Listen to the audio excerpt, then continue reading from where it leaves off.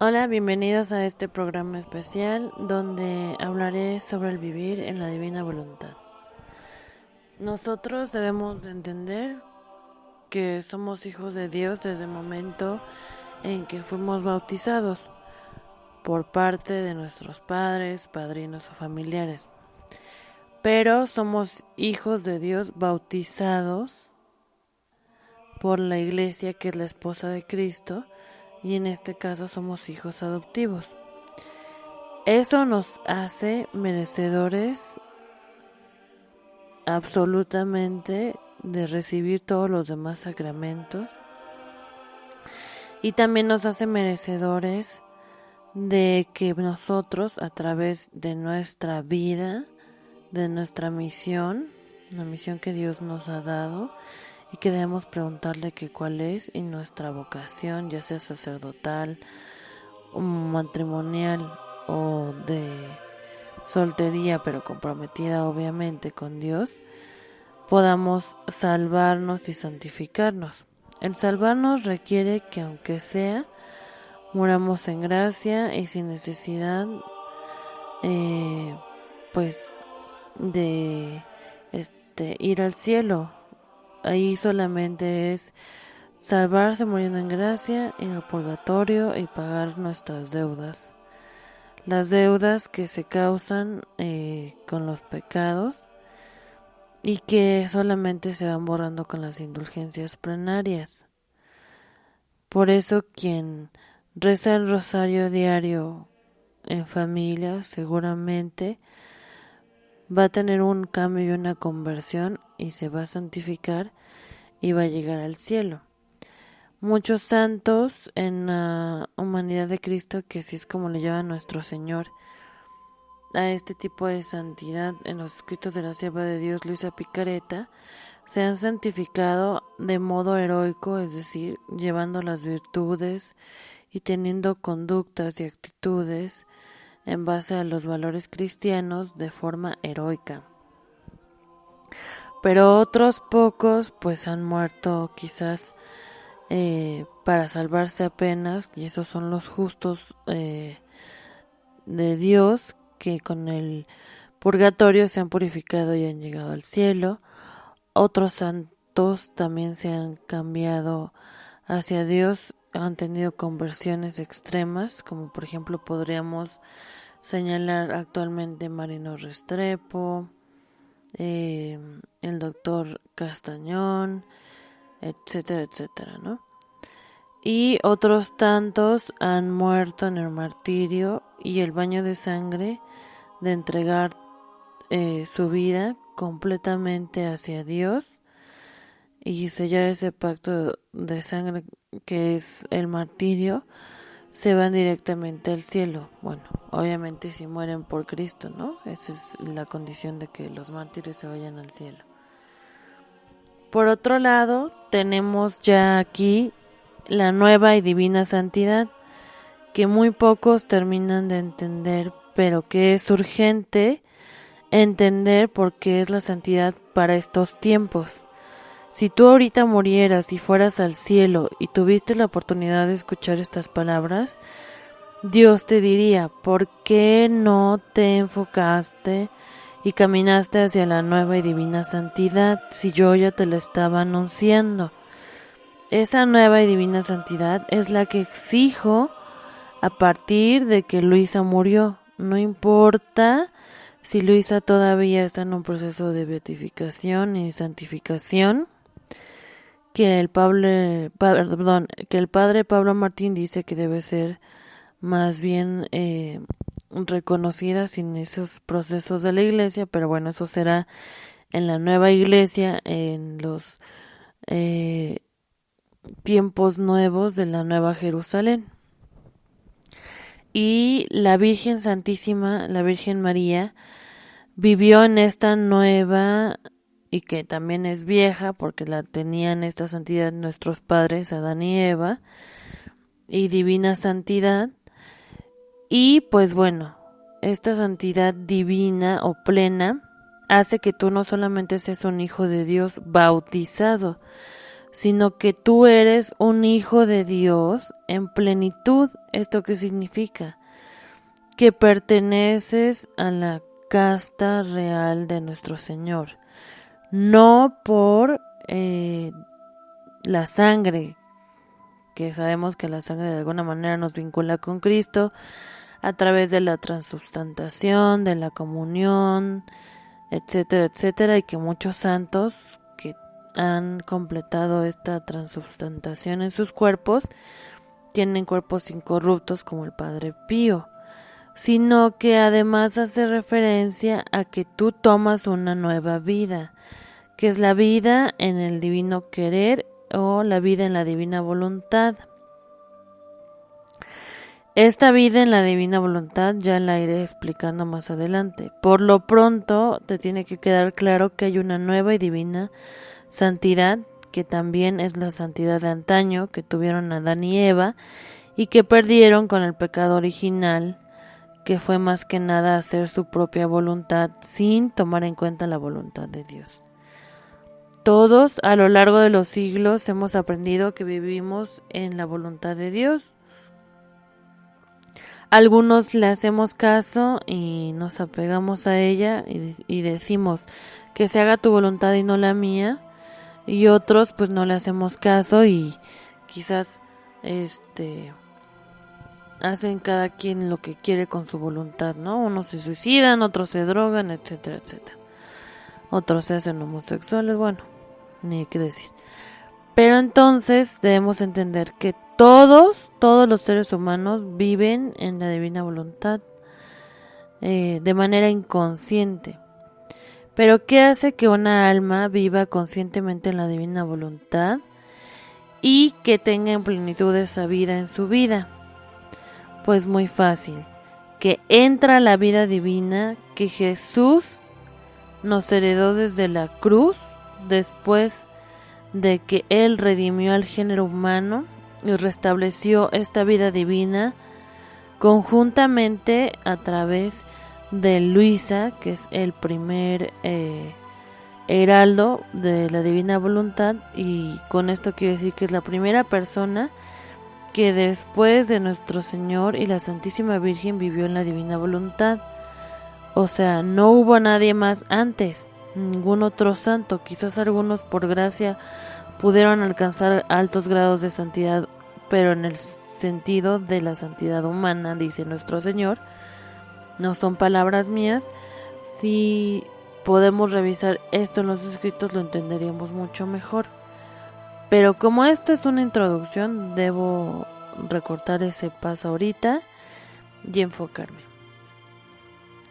Todos los que vayamos a vivir los sucesos del final de los tiempos, todos, absolutamente todos, seamos creyentes o no creyentes, todos, tienen que llevar un proceso de purificación de acuerdo al nivel y crecimiento que tienen en su alma con respecto a esta santidad. No es con respecto a la santidad a modo humano, porque si algún alma le bastara el modo humano, que no es insuficiente, al contrario, es suficiente para Dios, tendría que no pasar al final de los tiempos, en el sentido de que no llegaría al milenio de paz. Al contrario, las almas que buscan y tienen más necesidad de Dios, que son todas las que ya se convirtieron y que recibieron a Cristo y que lo aman, y aquellas que se convertirán y que recibirán a Cristo y lo amarán también, todas tienen que ser llevadas a este último escalón o peldaño, que es la vida en la divina voluntad. Y de hecho, los que tienen hijos, las generaciones venideras suyas, si sobreviven, vivirán en este modo divino. Esto es algo que debemos entender muy bien y que es un regalo también de la Santísima Virgen como corredentora. ¿Por qué la Iglesia no quiere decir mucho de esto? Porque tampoco lo conoce y tampoco sabe nada. En esto me refiero a las jerarquías eclesiásticas. están muy absorbidos en cuestiones que quizás no son benéficas para sus almas, o muy cansados de escuchar quizás como parte de su profesión a muchos místicos, a muchos santos, que uno dice esto, que el otro dice esto, y que van abarcando a Dios a través de los siglos. Otros ya están empeñados en una espiritualidad o en algo, de modo que no pueden ya como recipientes de Dios aceptar nada nuevo hasta que se vacíen incluso de lo suyo, de sus memorias, de sus recuerdos, de sus decisiones, de sus voluntades, en el sentido de que cada acto que hacemos demuestra qué voluntad tenemos sobre esto o aquello, ¿no? Nuestro Señor pide y ahora lo quiere a gritos, sobre todo antes del aviso, como se lo dio a conocer a Ángela, que es un nuevo instrumento de nuestro canal, que esto sea difundido y divulgado porque muchas almas lo necesitarán para el final de los tiempos y no lo saben o no lo quieren hacer, no lo quieren escuchar, son flojas, son perezosas, no quieren leer, quieren que todo se les difunda a través de audios o videos y perdieron ya la costumbre de leer y tener una relación, incluso en la lectura, única con Cristo y el Espíritu Santo, o bueno, única con Cristo a través del Espíritu Santo para escuchar lo que quiere el Padre en ellos. Y esto es flojera, pero la flojera debe quitárseles ya a esas almas porque entonces, en el aviso y después del aviso y durante los sucesos del milenio van a sufrir muchísimo. Bueno, antes de llegar al milenio de paz. Nosotros entonces debemos de seguir luchando y buscando cómo nuestra voluntad humana no vaya a distraernos de este punto que es importante para nosotros. Por ejemplo, nosotros debemos entender que esta santidad es plena porque nos lleva a la inspiración exacta y perfecta que tuvo Dios de nosotros.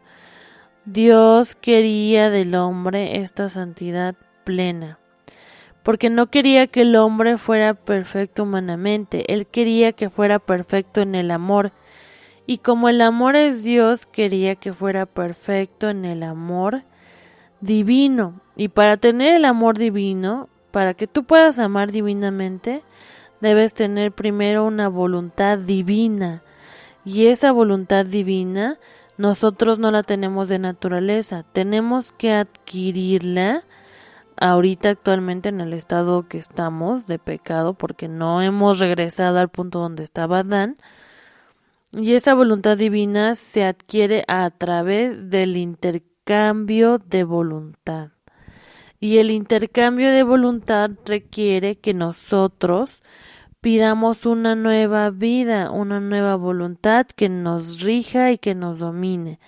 Y esa es la divina voluntad o la voluntad divina, y eso es la vida divina. Sí tienen que entender que para que haya una vida en el alma tiene que haber una inteligencia, tiene que haber una voluntad. En este caso, cuando nosotros pedimos un intercambio de voluntad, de la voluntad humana nuestra a la voluntad divina de nuestro Señor Jesucristo, la inteligencia que se va a posar sobre nosotros es la inteligencia de Cristo. Y la inteligencia de Cristo va a trabajar en nuestra voluntad poco a poco a través de los actos hasta llevarnos a un punto donde nuestra vida ya no es la vida nuestra, sino que es la vida divina de Jesús en nosotros. Cada uno, cada momento, cada lugar, cada inspiración, latido, respiro, pensamiento, movimiento, sensación, etcétera, etcétera, será influido por el Espíritu Santo, inspirado por el Espíritu Santo, en el Espíritu Santo y en la vida divina de nuestro Señor. Esto no es cosa fácil porque tienes que estar abierto a lo espiritual primero para entender. Pero si vas leyendo te irás abriendo a lo espiritual, porque nuestra mente suele quedarse en lo racional y humano y no quiere avanzar a lo espiritual. Es muy dura y muy floja. Número 1.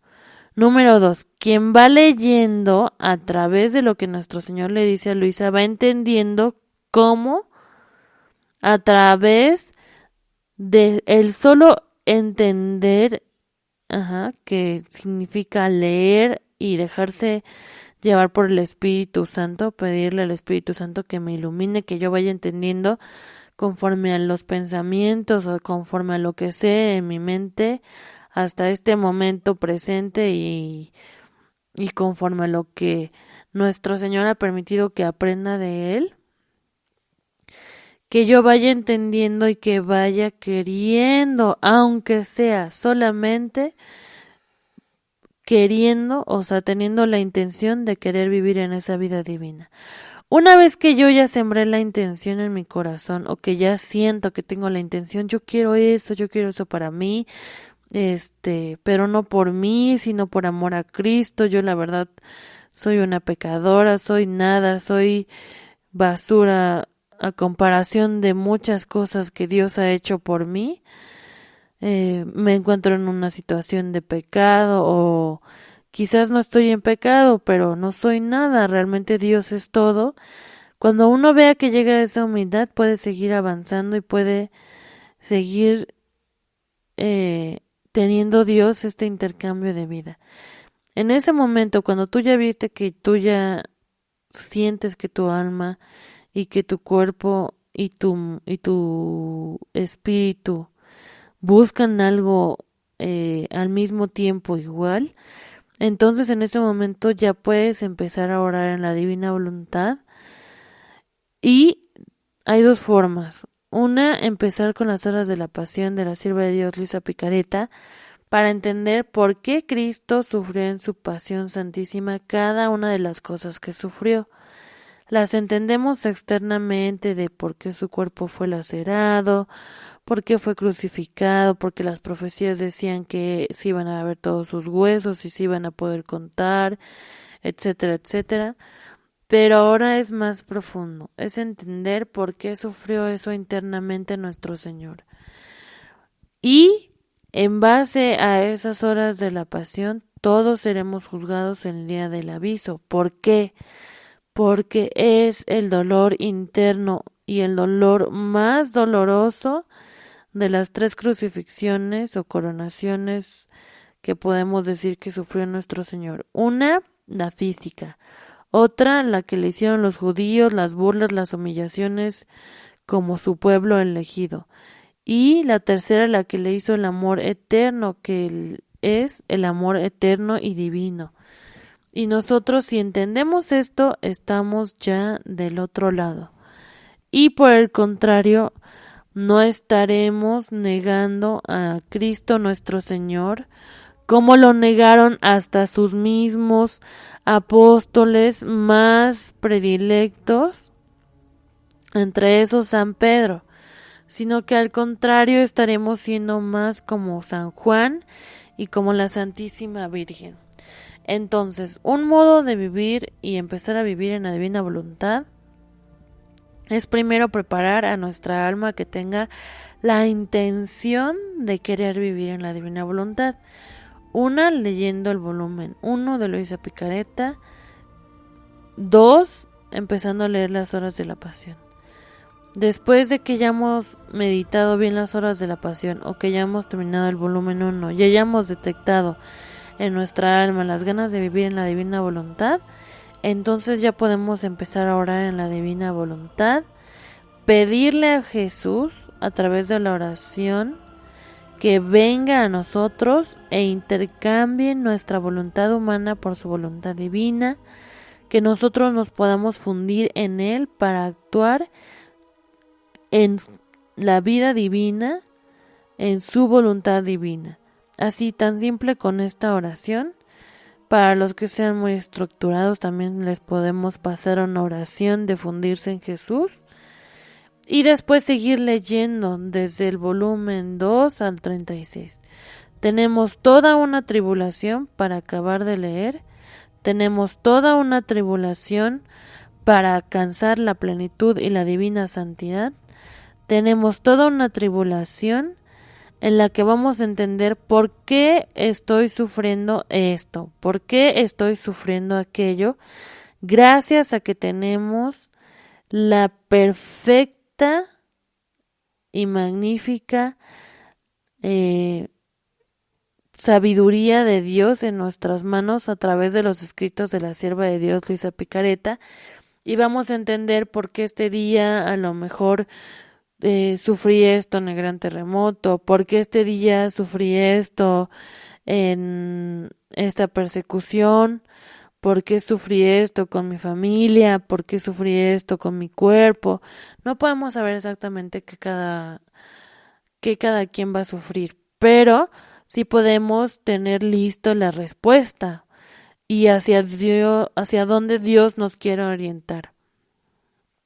Quizás es difícil para muchos entender esto, quizás es difícil para muchos entender por qué nuestro Señor quiere que todos rápidamente entendamos este punto, bajemos este divino libro de cielo y empecemos a leer tanto los 36 volúmenes, que ya sé que por ser solamente 36 ya nos dieron flojera, pero muchos son muy cortos, créanme, yo ya los he leído y son rápidos de leer, pero lo importante no es que leas rápido, sino que entiendas en Cristo y pongas en práctica a través del intercambio de voluntad, porque la voluntad para hacer todo esto y actuar en esto te la va a dar nuestro Señor Jesucristo, y también las horas de la pasión y hagas tu consagración de la Reina del Cielo. Ya si después puedes ir haciendo oraciones conforme las hacía Luis en cada acto que Jesús nuestro Señor le pidió orar en modo divino, pues adelante. Y quien no pueda a lo mejor abarcar tanto, con que empiece aunque sea a sembrar en él la intención, y después de cada prueba y purificación entienda por qué le está pasando esto o aquello, va a empezar a entender cómo obra Dios. No es soberbia, es la misma revelación de Dios que le revela al hombre. Sí van a llegar enemigos y te van a decir, no, no leas eso, no escuches, no veas, no entiendas. Pero en este momento ya no podemos permitir que influya en nosotros ningún pensamiento ni voluntad humana, porque ya esta es la tribulación. Y esta es la tribulación donde uno está solo con Dios a modo de purificación y después a modo de santificación y después a modo de gloria y plenitud en el milenio de paz. Si alguien llega y te quita eso pequeño que quizás había sembrado alguien como yo a través de Dios, obviamente, porque yo no soy nada, entonces esa alma tendrá que purificar el doble que tú vas a purificar por quitarte la oportunidad de llegar a esa santidad divina y plena, y por quitarte la oportunidad de vivir en un reino tan hermoso y tan valioso como es el reino de la vida divina. Incluso el libro está completamente dedicado a las criaturas, porque nuestro Señor le pidió a Luisa que le pusiera el nombre del libro del cielo, el reino de la divina voluntad en medio de las criaturas. O sea, ya está en nosotros, en medio de nosotros este reino. Y luego, el otro título que le dio nuestro Señor, que debe ir conjuntamente con estos dos que les dije, es el orden, la finalidad y a la que fue llamado el hombre. Y ahorita me acuerdo bien exactamente cómo es. Es el orden, el origen, el orden y el puesto al que fue llamado el hombre. Ah, no, es el orden, el puesto y la finalidad a la que fue llamado el hombre. Para esto es muy necesario que nosotros de verdad vayamos entregados como corderitos al matadero hacia nuestro Señor. No porque nos vayan a matar de cuerpo y alma, al contrario, el que alcance esta santidad no tiene por qué morir, porque ya ha muerto espiritualmente a todo lo humano, a todo lo que es innecesario. Quizás quien se resista a vivir en este reino sí tendrá que morir físicamente y ser mártir. Sin temor tampoco, ¿no? Porque también nuestro Señor nos prepara para eso y muchas almas quizás no sienten el sufrimiento de su mismo martirio de tan entregados que están a Dios. Pero todos los demás, los que quizás quieran este llamado y quieran esta vida divina, vendrán y escucharán y meditarán a nuestro Señor en las palabras que Él le habló a Luisa y que Él le reveló. Recordemos que Dios siempre se revela al hombre, no el hombre se revela a Dios. Eso es una falacia y hasta puede sonar a una blasfemia y a una herejía. No tu pensamiento humano te va a llevar a lo que Dios quiere de ti, al contrario, Dios siempre se te va a revelar a ti porque Dios es el único que lo sabe todo, tú no lo sabes todo, Dios es el único que controla todo, tú no controlas nada, Dios es el único que puede convertir a cualquier alma, por muy pecadora y alejada que esté de Dios, por mucho que esté en las drogas, etcétera, etcétera, en cuestiones que, bueno, ni mencionar.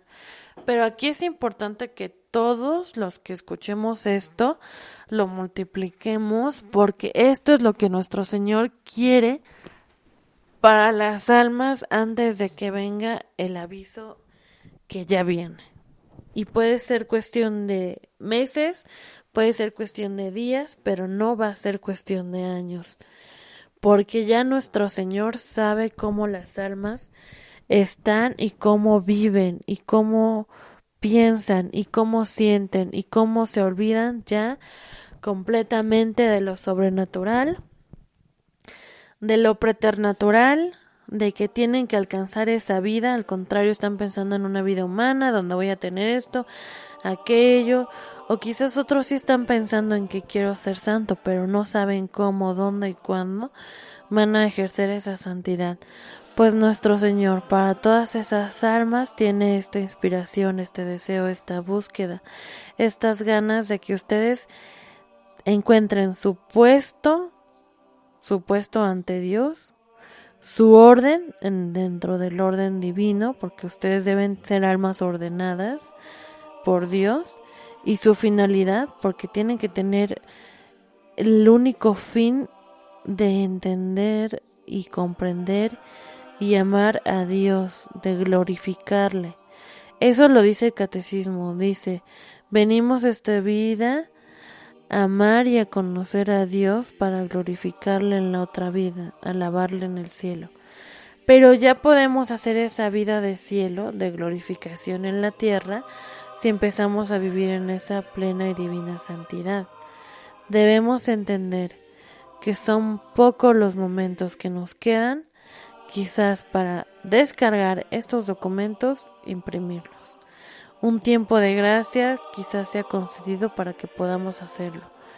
O quizás solamente podamos tener, aunque sea el libro de las horas de la pasión, aunque sea el libro de la reina, Dios sabrá qué permite a cada uno, de acuerdo a lo que quiere para cada uno, porque cada uno tiene una vida divina esperándolo en Cristo. Y tu persona humana, todo lo que involucra tu ser, tiene que ir a rendirse a los pies de Cristo, ver cómo está de lastimada la humanidad en el crucifijo. Cristo nos los demostró, Él tomó nuestros pecados y nos hizo ver, así está el hombre, lastimado, lleno de sangre, herido, flagelado, se le ven sus huesos, a punto de agonizar y de morir en la purificación. Y ya, va a morir. Pero si tú no quieres morir ni a la primera muerte, que es la muerte física, ni a la segunda muerte, que es el infierno, entonces tú tienes que tomar de ahí tu vida divina y hacer de tu vida divina, la resurrección de Cristo. Y entonces tú vas a ser miembro del cuerpo resucitado de nuestro Señor. Es decir, vas a ser un cuerpo como Él fue transformado después de resucitar, bueno, en el momento de la resurrección, que es un cuerpo glorioso. Y eso está muy claro cuando nuestro Señor habla de las primicias, que son las primeras en ser transformadas. Y eso está muy claro en lo que nos dice San Pablo sobre un último misterio les doy. No todos moriremos, algunos seremos transformados. Y quien ya vive en el cuerpo resucitado de Cristo no muere y va a ser incluso al ser llevado al cielo, transformado de otra forma que no conocemos hasta ahora.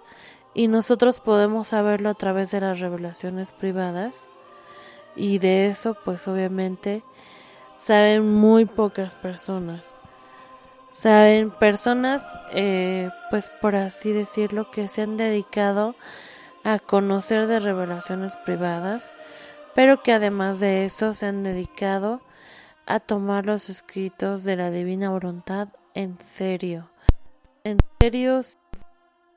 negándose todo uso de razón o todo uso de conveniencia humana, que pues por lo general sí hacemos mucho nosotros, sí pues tomamos mucho nosotros a nuestra conveniencia, o somos muy convenencieros con respecto a lo que queremos decidir sobre nuestra vida.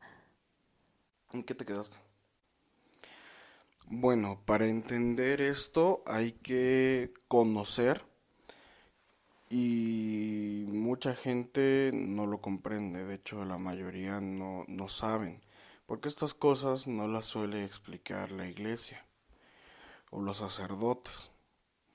Hoy en día sabemos que la mentalidad del católico, incluso de los sacerdotes, y no se diga de la jerarquía, ha sido manipulada, se ha vuelto muy floja y ha dejado muchas verdades o muchos misterios de lado, porque con la soberbia de la mente humana se rechazan muchos misterios, muchas verdades, muchas revelaciones que Dios quiere dar al hombre.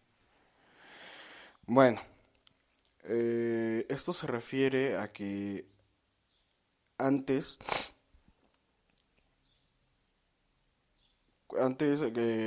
Adán tuvo un hijo, ¿no? Tuvo a Caín, después tuvo a Abel. Y la descendencia de Caín, o Caín, mató a la descendencia de Abel. Es decir, Caín, que era semilla mala o estirpe mala, acabó con la estirpe buena. Esto a raíz de que obviamente Adán ya había caído en el pecado.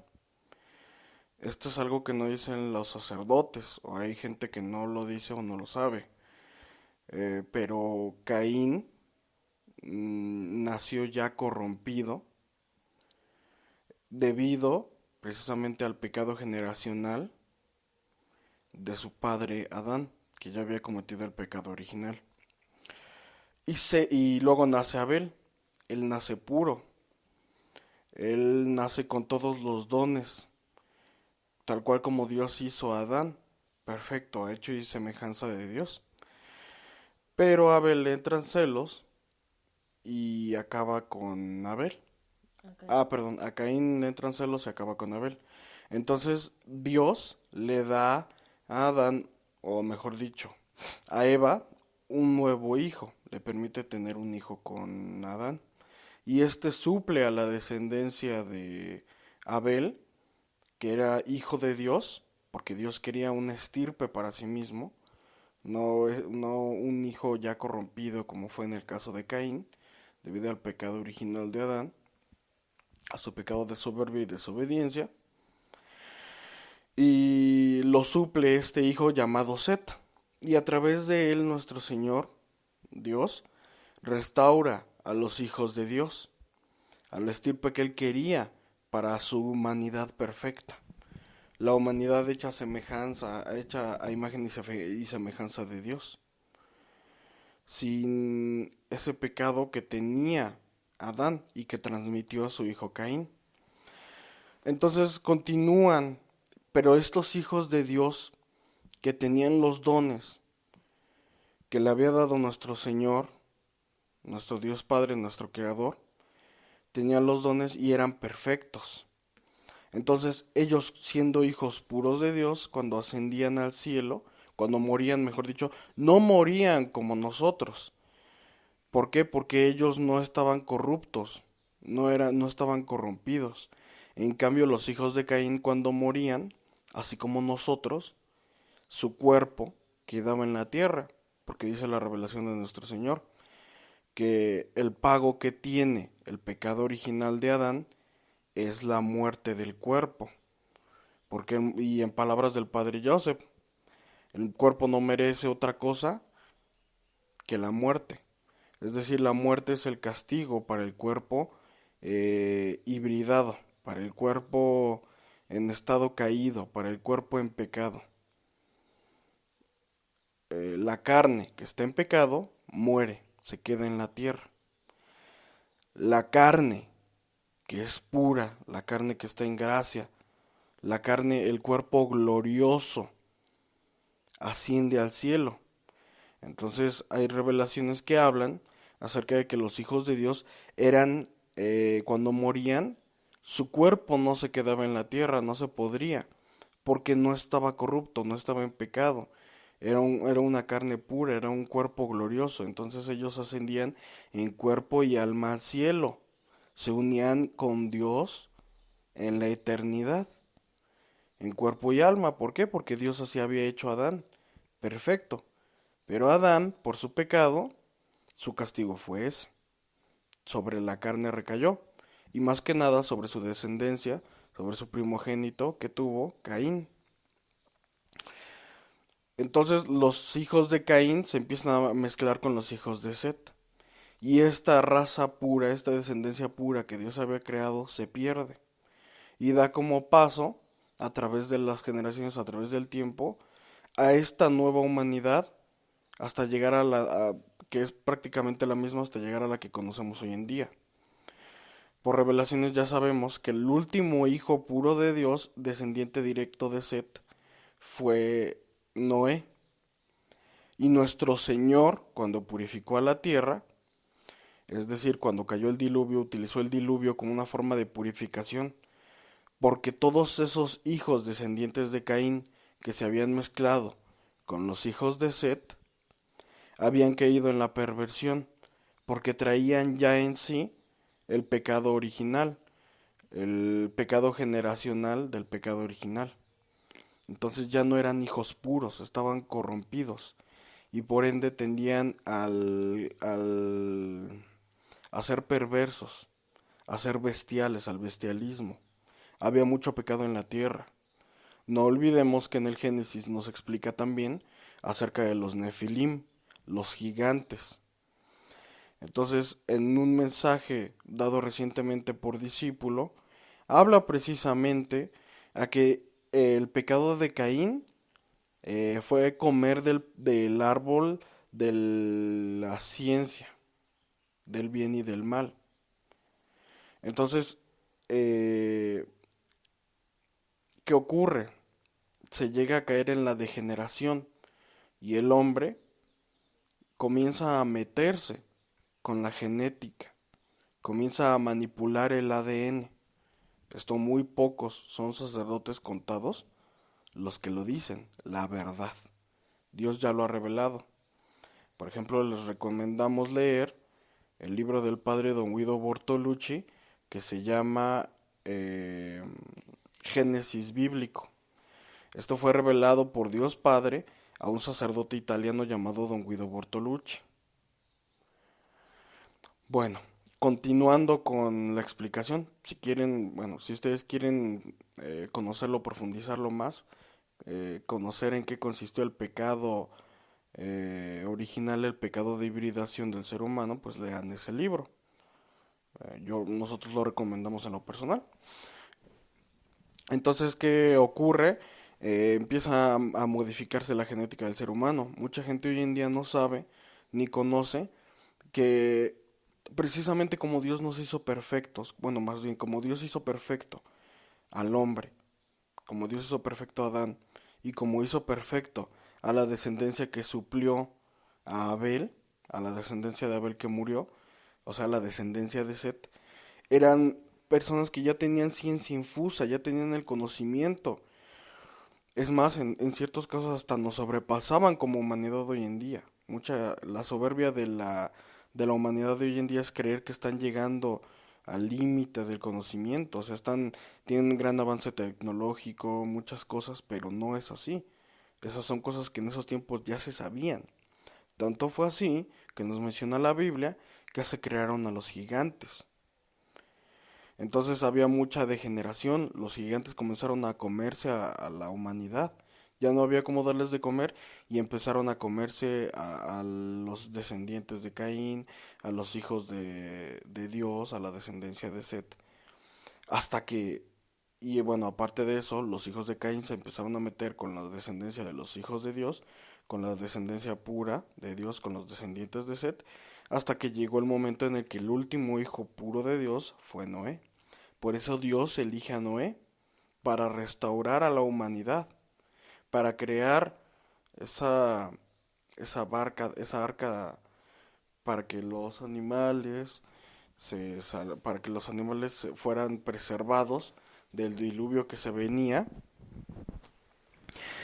Y es así como muere, después de que muere Noé, que vivió, si no mal recuerdo, como 800 años, 1000 años, porque antes los hijos de Dios vivían muchos años, vivían hasta 1000 años, como fue el caso de Adán.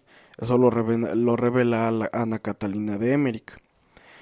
El último hijo de Dios es Noé, pero resulta que su esposa no era hija de Dios, era descendencia de la estirpe de Caín que se había metido. Por eso dice la Biblia, las hijas de los hombres se empezaron a meter con los hijos de Dios empezaron a meter con las hijas de los hombres. Las hijas de los hombres son la descendencia de Caín y los hijos de Dios son la descendencia pura de Set. Entonces se pierde esta pureza que Dios había creado a un solo ser humano, que gracias al pecado original de Adán nace otro tipo de ser humano por el pecado, no el hombre que Dios quería, sino el hombre que Adán, como hombre, por su soberbia, por su desobediencia, dio paso.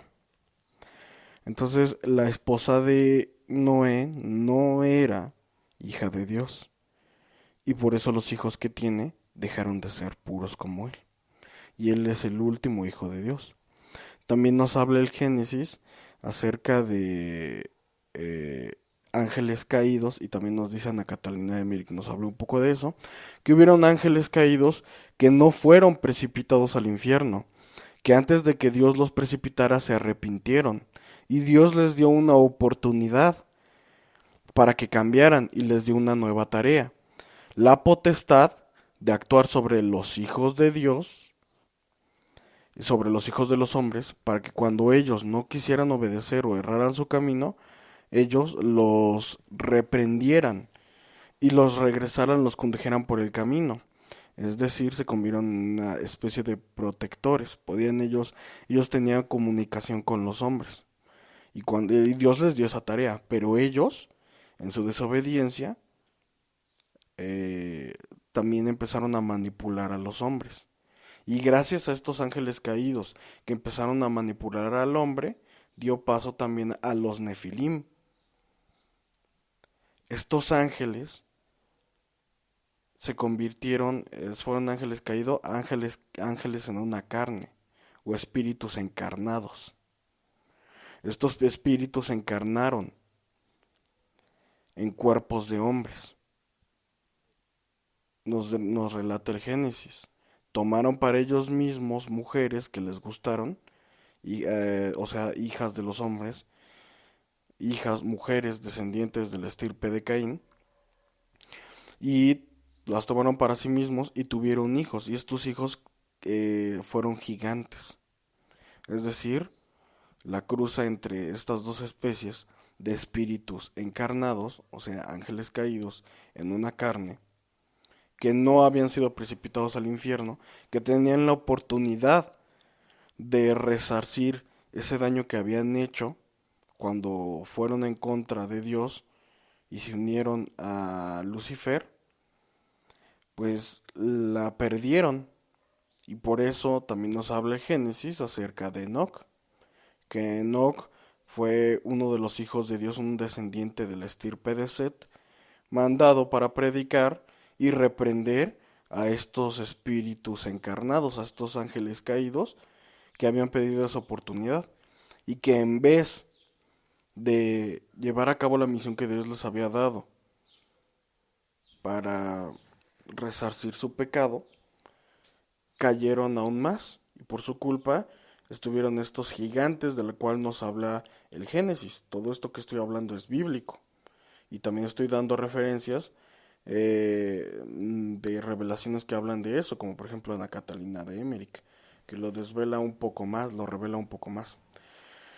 Entonces, los hijos de Dios antes de que dejaran de ser, bueno, cuando eran puros, antes de que su descendencia, antes de que tuvieran una descendencia impura, que se metió con la de los hijos de Caín, ellos como hijos de Dios ascendían en cuerpo y alma, se unían con Dios en cuerpo y alma, porque el cuerpo no era corrupto, el cuerpo era perfecto, como Dios lo hizo.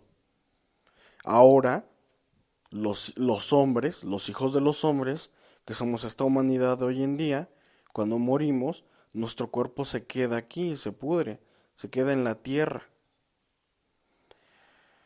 Y ese es el precio que paga la carne en pecado, la muerte. Pero los hijos de Dios no. Y eso lo podemos constatar con nuestro Señor Jesucristo. Nuestro Señor Jesucristo, que fue hijo puro de Dios, fue hijo divino de Dios, hijo directo de Dios, hijo nacido de la pura voluntad divina de Dios. Cuando muere, ¿qué pasa? Cuando es la primera muerte, la vence y su cuerpo, que es glorioso, se transfigura en un cuerpo divino. ¿Y qué ocurre con nuestro Señor? Asciende al cielo. La asunción de nuestro Señor. Y la hija de Dios, que también es la Santísima Virgen María, esposa del del Espíritu Santo, hija de Dios Padre y madre de Dios Hijo, ¿qué ocurre con ella? Ella también siendo hija pura de la voluntad de Dios, que es inmaculada, como nuestro Señor Jesucristo lo es. Esto lo explica, por ejemplo, el Padre Joseph. Asciende también al cielo, no por sus méritos en esta tierra, sino sino por sus méritos no por sus méritos en lo humano, sino por sus méritos en la gracia. Y también, más que nada, porque era hija pura de Dios. María, nuestra Santísima Virgen María, fue inmaculada. Esto también ya se sabe por revelaciones. También lo dijo Ana Catalina de Emmerich. La Santísima Virgen fue inmaculada, es decir, nació por obra de la voluntad de Dios. No nació a través de la relación sexual. Nuestra Santísima Madre nació pura, nació virgen, a través de la voluntad de Dios. Es obra del milagro, de la gracia de Dios. Y eso es un dogma. Sí, es el dogma de la Inmaculada Concepción. Igualmente nuestro Señor, por eso celebramos la Encarnación, desde la Anunciación hasta la Encarnación. Y bueno, en un programa de Mar Divino yo expliqué esto de solemne encarnación y anunciación de nuestro Señor Jesucristo, dentro de la explicación que viene por parte de los escritos de la sierva de Dios, Luisa Picareta. Y bueno, por eso, volviendo al punto, nosotros vemos esto y muchas más maravillas que vamos a descubrir, porque somos un poco flojos para leer, y que vamos a conocer gracias a estas revelaciones que nuestro Señor le ha dado a un sacerdote y a una laica. Entonces, ¿qué gano yo al vivir en la divina voluntad? Les soy sincero, no voy a ganar nada, porque si busco ganar algo, Nada humano. nada humano. No se gana nada humano. No se gana nada humano, pero de todas maneras no gano nada porque si busco ganar algo, ya perdí todo la intención de amor. Mi primer movimiento hacia la vida divina debe ser una intención de amor hacia las almas, de amor, pero primeramente antes que a las almas, a Dios que me creó y que me trajo a esta vida en la tierra y que me quiere llevar a esa vida de cielo, porque desde un origen Él quería una vida en la tierra como en el cielo, como decimos en el Padre Nuestro, así quería nuestro Señor la vida para nosotros. Entonces, gano todo lo divino, gano todo el amor, si lo hago en amor y mi intención es amar. Entonces por eso mi esposo ciertamente dice, en lo humano no ganas nada, pero en lo divino ganas todo. ¿Por qué? Porque ganas en lo espiritual y no en lo humano y en lo mundano. Y también debemos entender esto. La marca de Caín que nunca se cesará de la tierra es lo humano, es lo mundano, eso seguirá, y quienes pertenecen de alguna manera a Caín y deben ser purificados, suponiendo que fueron buenas personas y justos, eh, este, dejan de ser mundanos y muy humanos, se elevan hacia lo sobrenatural y preternatural, pero quien es humano y muy mundano es completamente de Caín, por así decirlo. Debemos entender que nuestro Señor quiere que tengan esta información, quiere que tengan estos datos para que ya prontamente puedan vivir el aviso y también la purificación con respuestas y sabiendo que nuestro Señor quiere muchas cosas de ustedes en esta vida divina, pero que no lo van a hacer solos, sino lo van a hacer fundidos en su querer, en su vida divina, y que conjuntamente junto con ustedes Dios va a obrar, porque uno obra en Dios y Dios obra en uno, es un intercambio de voluntades. Nuestro Señor sabe que en la voluntad de Dios se ama y se perdona. Ese es el ciclo más bonito. No se murmura ni se condena a otros hermanos, porque imitamos a Jesús y a María en esta vida divina. ¿Y cómo los imitamos? Pues siendo nosotros lo que necesita la humanidad en estos momentos. Almas reparadoras de amor, de inmolación. Nuestro Señor se inmoló al punto tal que murió crucificado a causa de nuestros pecados. Murió con un sufrimiento externo increíble, a modo sobrehumano, sobrenatural obviamente. Nadie hubiera aguantado esos sufrimientos y murió por sufrimientos divinos muy dolorosos.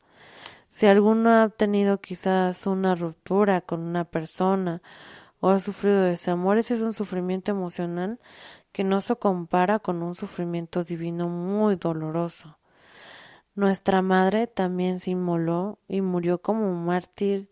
Si nuestro Señor murió como mártir de amor y de dolor, la Virgen también murió como mártir de amor y de dolor, aunque no murió ni fue lastimado su cuerpo. Ella murió al ver a su hijo en la cruz morir por todos sus demás hijos. morir por todos los hijos adoptivos en ese momento, pero también morir por los hijos que serían plenos y divinos en el divino querer y que serían serían llamados hijos reales del Altísimo, de la realeza de nuestro Señor Jesucristo o hijos en su vida divina. Una generación, dice Luisa Picareta, que vendrá de hijos del Fiat Supremo. Fiat significa hágase. Supremo es lo superior, aquello que eligió y que designó la de la Santísima Trinidad para todos los hombres.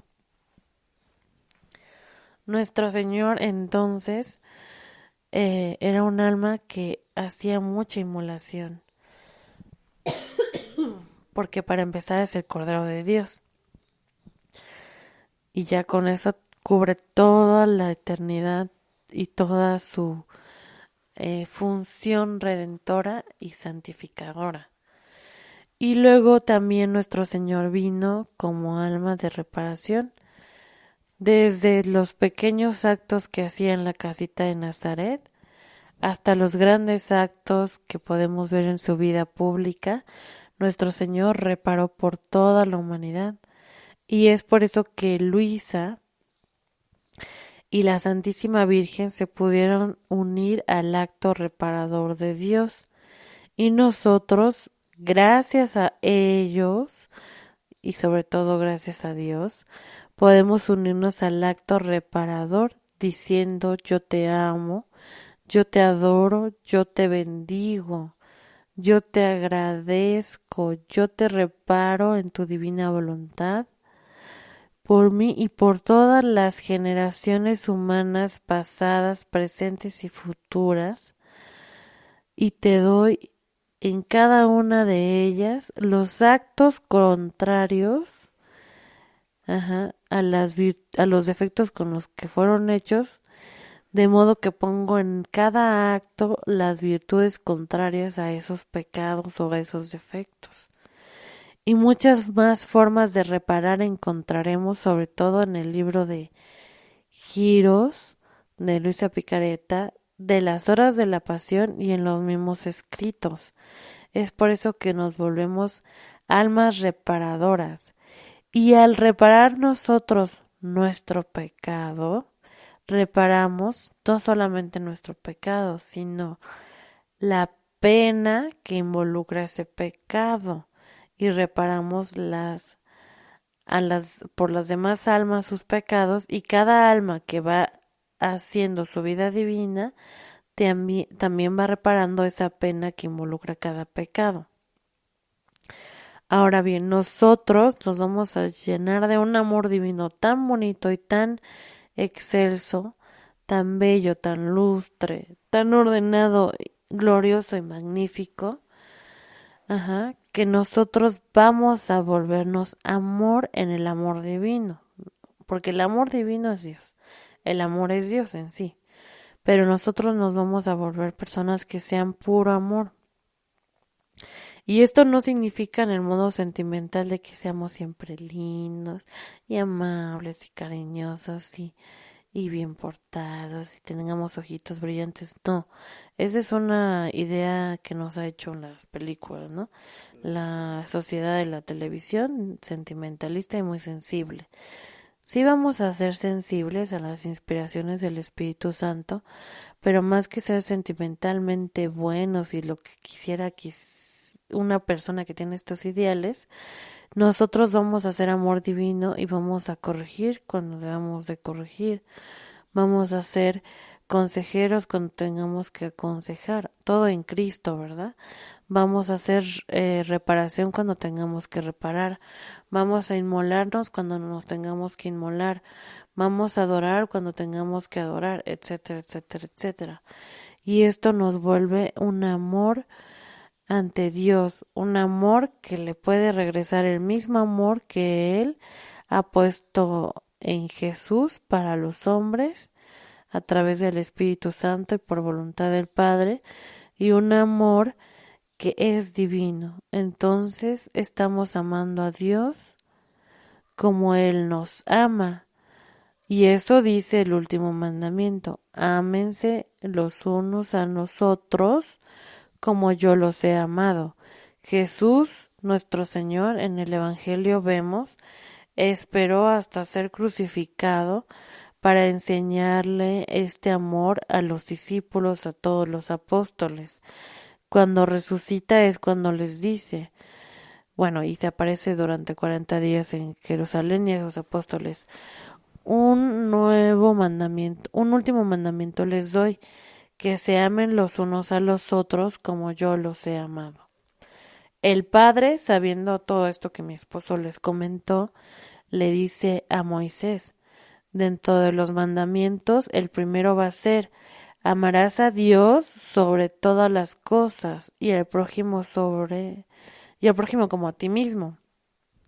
Porque ahí entendamos, el hombre estaba pensando en las cosas materiales, estaba mucho en el mundo y también era muy humano, o sea, tenía su prójimo, o bueno, todavía es muy humano y pensaba mucho en el prójimo, en los sentimientos, en que lo amo, lo quiero, lo abrazo, lo necesito, o a lo mejor me conviene, ¿no? También en eso están los sentimientos, porque los sentimientos son engañosos, ¿no? Si uno se deja llevar solo por los sentimientos, hace su vida muy emocional, mucho de altibajos y pues se termina destruyendo, ¿no? Ahí la depresión es un sentimiento de melancolía y tristeza que a muchos lleva al suicidio, a muchos jóvenes. Entonces, ¿qué hace Jesús nuestro Señor? Ya habiendo redimido al hombre, habiéndole restituido su puesto, sabiendo que después el Espíritu Santo le revelaría a Luisa cosas que en ese momento no entenderían sus apóstoles y que les dijo, muchas cosas he de revelarles, pero todavía no pueden entenderlos. Ajá, estos conocimientos de cielo, y se los dio a Luisa más adelante. Ajá. Pero a ellos al menos, sabiendo que ya los había restituido, les dice, un último mandamiento les doy, que se amen los unos a los otros, o sea, entre los apóstoles, entre los discípulos, entre las futuras comunidades que se iban a formar, entre los laicos y sacerdotes, entre la iglesia, que es un solo cuerpo místico, como yo los he amado. Y Cristo nos ha amado hasta la cruz, hasta el sufrimiento, hasta la muerte. Por eso muchos apóstoles y muchos discípulos de nuestro Señor fueron capaces de dar la vida por Cristo. Ajá. Y preferían morir que decir dónde estaban los demás cuando era la persecución. Y preferían morir a que otro muriera, ¿no? Y de eso tenemos ejemplos hasta ahora. O sea, verdaderos apóstoles de nuestro Señor que aunque sea al modo que ellos conocieron y pudieron, que era el modo humano, ajá, amaron como Cristo amó. En este caso vemos el caso de del Padre Pío, que no le importó ser humillado y vilipendiado. Bueno, le hicieron muchas habladurías y chismes, y él murió a sí mismo, murió a esa parte que él no quería. O, por ejemplo, veamos otro santo que dio su vida por una persona que estaba en el mismo este aprisionamiento que él, y dio su vida porque el otro tenía familia. Y ese es el santo que murió, igual que Edith Stein, en tiempos de la Segunda Guerra Mundial, en un campo de concentración que se llama San Maximiliano Kolbe. Entonces nada es coincidencia, sabemos que todo es una diosidencia de Dios, y por eso si tú estás escuchando esto es porque Dios quiere que tu vida sea divina, que tu santidad sea en la plenitud de la divinidad de Cristo y no en la plenitud de su humanidad, porque Él quiere que estas nuevas generaciones se constituyan como Él desde un origen lo había planeado, como parte de la voluntad de Dios Padre, y en la persona de Dios Padre todo para el hombre. Por eso hizo toda la creación en este orden divino. Y eso lo vamos a ir entendiendo. Por eso nosotros, al vivir en la divina voluntad, estamos amando como Dios quiere que amemos con su mismo amor divino, de manera que somos recíprocos tanto con el prójimo y estamos siendo recíprocos tanto con Dios. A lo mejor los actos externos no lo demuestran como humanamente quisieran otros pensamientos que lo demostráramos, ¿no? Pero los actos divinos e internos lo demuestran completamente. Y después, con el paso de que todas las almas que van a vivir en el milenio vayan entrando a este orden divino, aunque algunas que estén en el milenio quizás se resistan, sabremos entonces que va a haber una paz de verdad en cada corazón, va a haber el triunfo de los dos corazones y no solamente eso, sino que todos vamos a estar en un mismo orden interno que se va a reflejar en lo externo también. Porque ya no va a haber un pensamiento humano que diga, ay, no es que tú no amaste a este por esto y por esto y por esto, sino que al contrario, va a haber un pensamiento humano dominado por el influjo de la ciencia divina, de la ciencia infusa, que va a decir, wow, estamos viendo la obra de Dios en el hombre, en todo momento y en todo lugar, porque esto es el verdadero amor al prójimo y al amor divino. Y en el amor divino. Al amor divino sabemos que es Dios, que Él es el amor. Dios es amor, dice San Juan en el Evangelio. Y toda esta teología en torno a Cristo es la teología realmente en torno al Padre, en torno al Espíritu Santo, y que es donde se unen y son una unidad todos los hombres en Dios y la Santísima Trinidad. Y a esto nuestro Señor le llama el ad intra de Dios. Los actos interiores de la divinidad están en unidad con la Santísima Trinidad. Entonces un hombre que vive en la divina voluntad se une al acto único de Dios, se une a la unidad de la Santísima Trinidad y actúa divina y santamente, de modo que su vida no tiene ninguna repercusión en el pecado o en penas que causa el pecado o en daños que causa el actuar humano, como por ejemplo podemos poner un daño muy absurdo que es el daño a la naturaleza, y no digo que sea absurdo porque la naturaleza sea absurda, sino porque tampoco podemos decir que es un pecado ecológico, sino que al contrario es un pecado de omisión en el amor, pero no es un pecado ecológico, eso no existe. Un engaño que la masonería eclesial hoy en día quiere utilizar para llevarnos al error, llevarnos a lo humano y más aún a lo pagano, a adorar a una deidad pagana disfrazándola de una idea progresista, ¿no? Entonces, pues nosotros debemos de luchar internamente en estos momentos antes del aviso.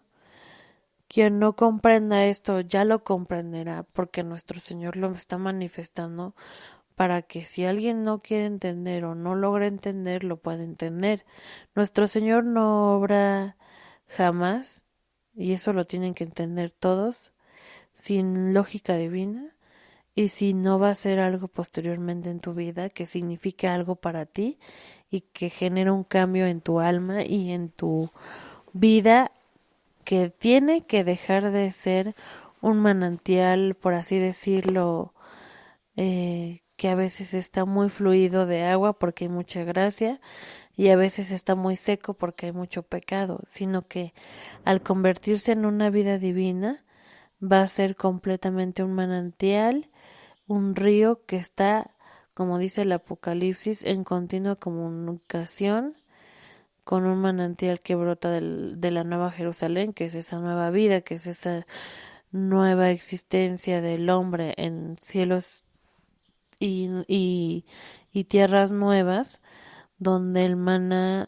donde el agua divina es nuestro Señor, esa vida divina que Él nos legó a cada uno de nosotros de forma única, e individual, pero que también al final de cuentas va a ser una generación, como les decía, del Fiat Supremo, y entonces tu vida siempre va a ser un manantial, un torrente bellísimo de agua que fluye hacia nuestro Señor, de nuestro Señor y en nuestro Señor, y que también conjuntamente fluye hacia otras almas, que en el futuro serán las generaciones que van a ir creciendo en sapiencia y conocimiento dentro de la ciencia infusa y la vida divina, y tendrán muchas más oportunidades de crecer más en los actos divinos, porque más las almas iremos entendiendo de estos conocimientos dados en el libro de cielo. Entonces, por ejemplo, si el abuelo, supongamos, leyó el libro de cielo, los 36 volúmenes, sabía que esto ya está inmerso en la vida misma de la iglesia desde antaño y está inmerso en las escrituras, y ustedes lo van a ver cuando lo entiendan, como San Pablo también lo entendía y San Pedro después de su prueba y después de que vivieron su conversión, pues por eso. Bueno, aquí está sonando la alarma sísmica. Entonces vamos a salirnos y terminamos este programa.